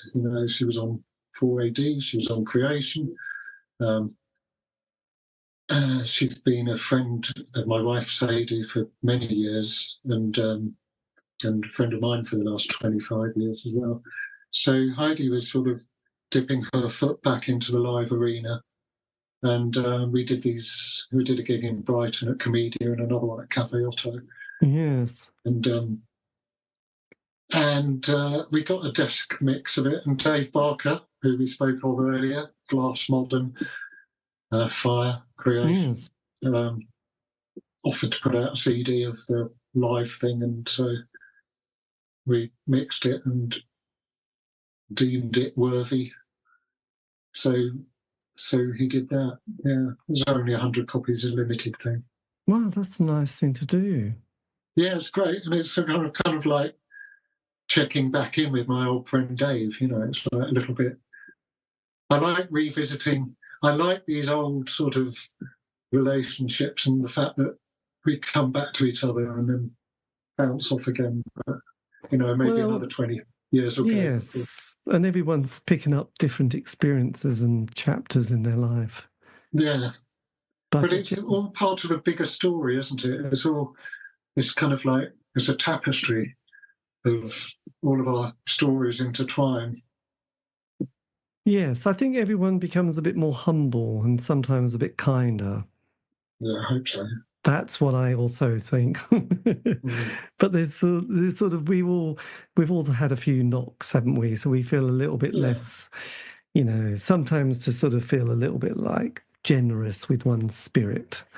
I think that's so important, you know, as a thing to sort of encouraging each other. Yes, and we kind of need it at these different times. And I think with age, it just is a whole different gig, really, isn't it? Well, we're all quite vulnerable. It's, you know, it's like, you know, when I'm doing these kind of songs on This Afternoon, they kind of sound like, I don't know, they sound like cries for help, half of them, but they're not. They're kind of expressing universal woes in a way, not just woes, but, you know, things like isolation, these kind of themes that I might sing about, they kind of became very universal during the pandemic. Yes. And I think, you know, the separation, all of this kind of stuff, it's more reflective the way I write. I'm never blaming anything unless it's political, which of course I will blame. But if it's kind of personal, it's more reflective, where no one is really to blame. It's just, this is life sort of thing. We're all living it, you know. Tell me someone who hasn't experienced something as bad as I've experienced. I'm sure most people have. Yes, this is one thing that we can almost guarantee in life. You know, on your Hawkwind Love, you know, one of my favourite songs, Night of the Hawks. Yeah. Did you? What would you put as your kind of favourite or favourites? Well, my favourite Hawkwind songs. Yes. Well, I got really into the Chronicles of the Black Sword when it came out, actually, but that was more of a production thing, I think. I mean, I like the ones that kind of morph lyrically, like you should do that, shouldn't do that, should do that, do that, do that, should do that. You're getting aware, they're cutting your hair, you're getting nowhere. All of this kind of stuff. God, to come up with one. I mean, there's all the obvious ones. Brainstorm, of course. Gosh. As soon as we come off this call, I'm going to think of all of them. I mean, the Levitation album's great. I'm just trying to think of individual tracks. The Hall of the Mountain Grill. The first track on that album, Something Disappear in Smoke. Yeah, that's a good track. I like that. The first track on Hall of the Mountain Grill. Which is, I'll have a look. Oh, the Psychedelic Warlords. Yeah. It's all a bit slightly, I don't know. It just really, it's the sound. It just drives you forward. the synths carry you, the motoric beat. You know, I love Can, I love krautrock. I played a lot of gigs with Demo Suzuki. And I think, you know, the Can, that motoric forward propulsion, Noi did it best, I guess. That Hawkwind do so well as well, but Hawkwind just did it dirty. They weren't hippies, they were kind of sort of more like speed freak, dirty biker, kind of long-haired blokes that hung around with hippies. Yes. They kind of brought it together. You know, in the 80s, it was the Crusties, wasn't it? And it was like, felt a bit like a coming together of different tribes in a way. And they all shared a lack of fondness for soap. But lyrically, but sort of in terms of tribes, they were coming from quite different places. It was nice seeing the punks and the hippies kind of joining up a bit. Yes. And then the hippies have gone all weird since then. They've gone all sort of, I don't know, new age brought a lot of wrong-uns to the fore. Yes, well, the new age, I think it's such a strange, you know, the healing aspect and the slightly... Yeah, it's like trying to, I don't know, cultural appropriation and everything. Well, there was a lot of spiritual appropriation going on. Yeah, I mean, some of it, you know, was really well-meaning. I'm not quite sure what the right word is. But I think there was a lot of fairly kind of, how can I say this without being rude? I just have to be rude. There were quite a lot of rich kids who were just going through the motions of doing it and managing to sustain it. You know, later, earlier, yes. I think there were a lot of working class people that were kind of running the show. And I think when it was, I think it got kind of infiltrated by the, I don't know, by the middle classes or something. I'm not sure. I mean, I'm probably one of them. You know, I'm pretty middle class. It's tricky, isn't it? It's tricky. Anyway, look. But I did like the thing about the Crusties, where you had the punks and all sorts of people, weren't there? They were kind of like, you could be anything in that whole kind of free festival vibe. So, oh, yes. I mean, I did go to some of those things, but not the big ones, not the Stonehenges. There were little things in London, like in Clissold Park and Hackney Homeless Festival and stuff like that, which were really good fun. Yeah. Where Tofu Love Frogs used to play. Well, there was a guy called Chris Tofu, wasn't there? Who that was him, yeah, Chris Tofu. I used to know him. Who's still on the scene? I did an interview with him a few years ago, which was quite delightful. So I think he sold Afghan rugs for a while. He does a lot of DJing and put on various events. But he was a lovely guy. I really liked him. I think he lives on a boat. I think that's his. That makes sense. Yeah. I think a lot of people do, actually. Are you in London now, or are you elsewhere? No, I live in Worthing now. I was in London till the mid-90s, from the mid-80s to the mid-90s. Actually, the late 90s, till about 97, 98. And then I moved to Brighton. And then I was in Brighton till about 2000. Yes, because Brighton and Bristol became quite hip and happening, didn't they? I think it was there was like the Levellers on one scene, and then it was Porter's Head on another, and Massive Attack. And such amazing stuff came out of Bristol. I think Bristol definitely had the edge on Brighton in terms of good stuff. Massive Attack and Really Tricky. I was in Brighton, and I'm still in Worthing, which is next to Brighton. I've been in Worthing for 25 years now, but I'm in Brighton most days as well. So, you know, I love it. I love it down here. Moving to Worthing was a good move because it's cheaper than Brighton, and now everybody wants to move to Worthing. Yes, well, this does happen, doesn't it? So, yes. Well, look, Chris, thank you ever so much for your time. This has been amazing, and yes, there's a lot to Yes, explore there, actually. I've got quite a few little notes. So, yes, well, thank you. And if you want, I can always send you a link to this interview. Yeah, thank you. I really appreciate it. And, to be in such esteemed company, you've been running, as everybody knows about this podcast, and it's just wonderful that you asked me. I'm really chuffed, actually. Oh, no, that's been lovely. So, yes, but look, do keep in touch, and hopefully I'll come to see you play live one day when you're... Yeah, where are you? Norwich, a fine city. Norwich, here we come. Here we will. I think they're...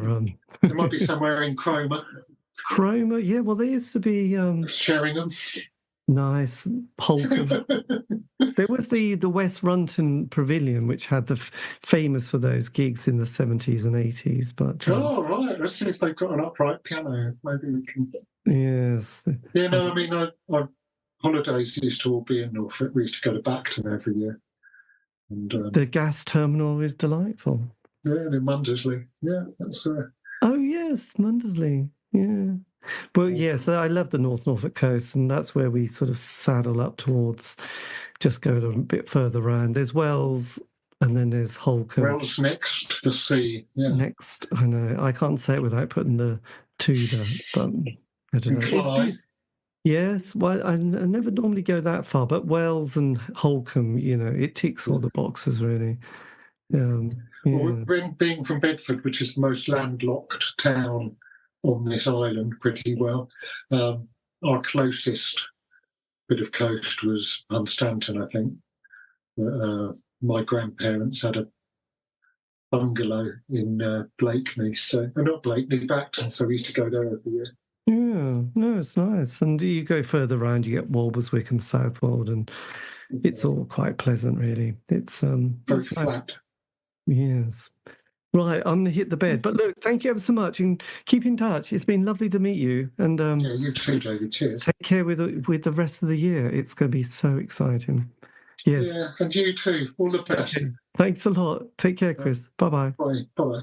And that was me in conversation with Chris Anderson, talking about his life in music. I'll put some links in the notes below. This has been the C86 Show. Do get in touch if you'd like to. Always nice to hear from you. But in the meantime, have a great week. Stay safe.